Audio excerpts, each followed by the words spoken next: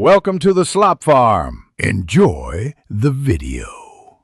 In this video, I will explain how to make Roblox kill sound. First, you need to choose an audio file that will serve as your kill sound effect. Make sure it is a clear, distinct sound, perhaps lasting no more than 1 or 2 seconds in duration. Consider using a sound that truly fits your game's aesthetic, whether that is a classic oof or something more unique and impactful. Always ensure your chosen sound adheres to Roblox's community content guidelines before proceeding.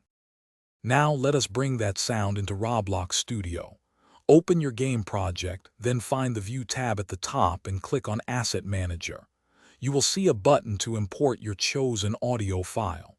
Select your sound, wait for it to upload, and ensure it appears in your asset list. Remember to copy the asset ID, as you will need it shortly for scripting. With your sound imported, it is time for a little scripting. Insert a new sound object into your game, perhaps inside starter player scripts for global access.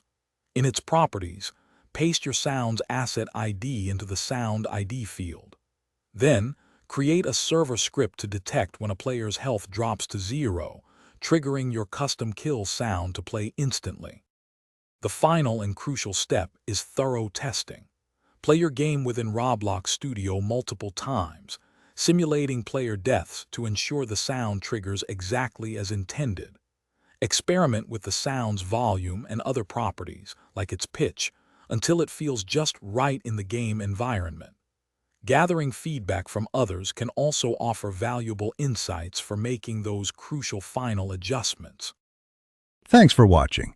Consider subscribing if we helped you today.